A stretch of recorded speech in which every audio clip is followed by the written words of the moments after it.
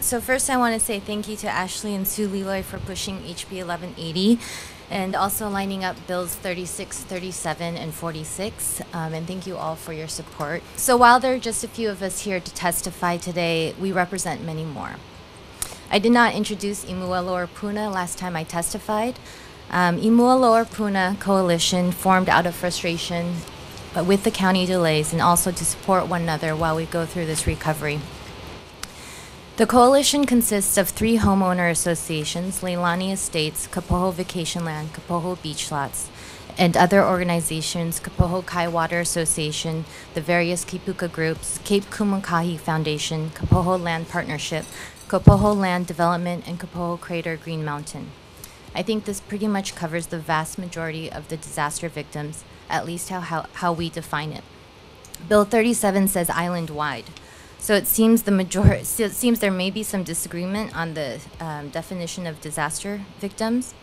But while I'm only a single testifier, I know that there are many more alongside me in support of road recovery. Smiley's petition now has nearly 3,000 supporters. Our goal is to ensure that federal disaster funds are allocated and prioritized to the disaster victims in areas. And again, a reminder, the disaster area meaning Lower Puna, and the disaster victims, first and foremost, referring to those who are isolated and have destroyed homes.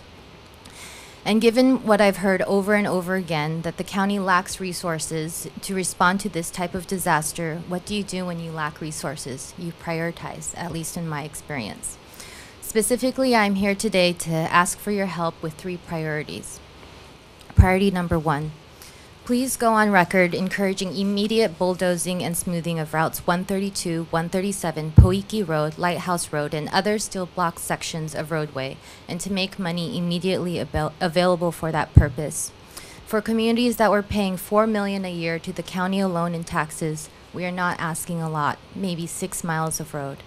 While Mayor Kim said 132 recovery was number 1 priority, we are hearing this depends on the federally required alternate study. This does not provide confidence to the community that 132 or any of the county roads will be recovered soon, if at all. The mayor said we should wait till April, and here we are.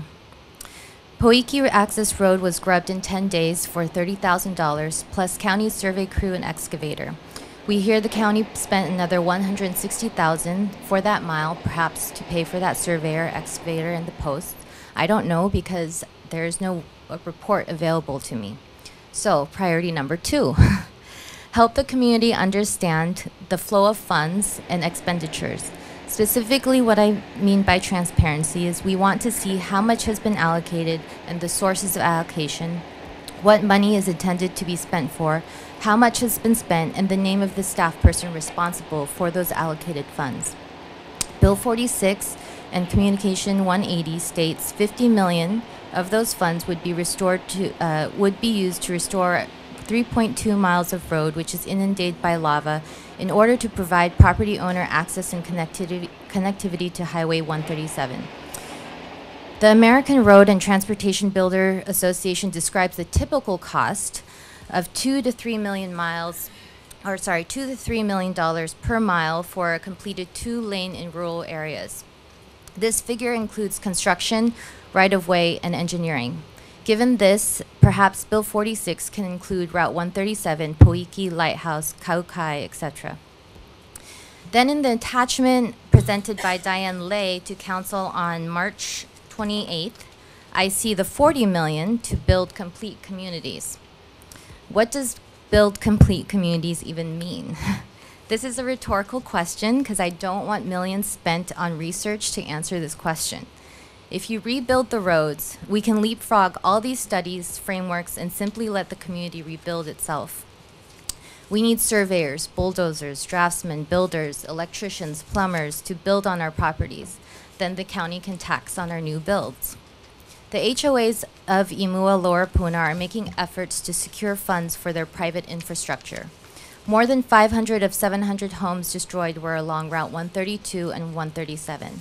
Think of how many jobs would be created if we are allowed to rebuild there. Again, the spreadsheet indicates 20 million ledge subsidy allocated to build recovery framework, 4.7 million, accelerate home construction, 10 million, and expand rental market, 3 million.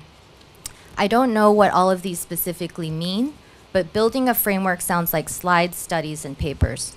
If you want to accelerate home construction, build the roads. If you want to get people back to work, build the roads. If you want more rental properties, build the roads. We are asking for roads, not a study, not a framework, the roads that were already there and can be restored.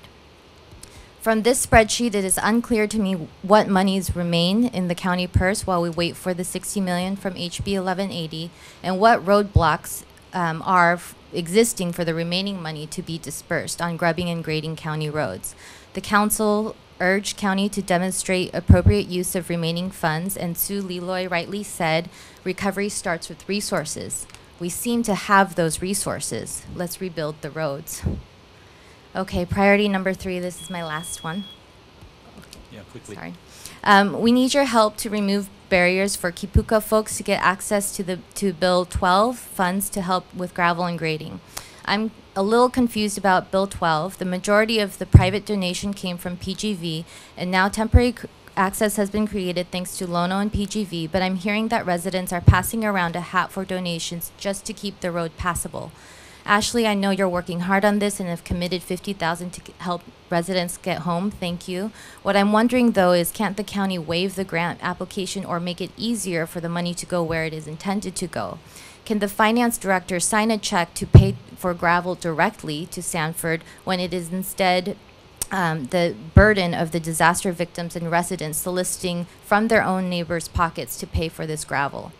Perhaps I'm too naive in politics and bureaucracy, but it's been really challenging, if not impossible, to understand when the money flows in, where it flows out.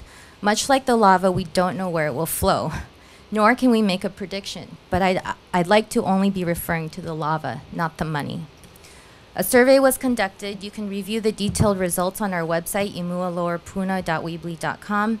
The results show that over 80% would return to their properties if road access was reestablished by those that responded to the survey. The same percentage was interested in building a residence. The survey asked, even if there is no water service or electricity, would you still return? 70% said yes to both. Many of us are familiar with living off the grid, and as we do all over the island. So my last thing is actually an invitation to all of you folks. We are holding a community meeting on May 10th at Pahoa High Cafeteria, and I really hope to see you guys there. Thank you very much. Thank you. And I'm going to call one more person out of order.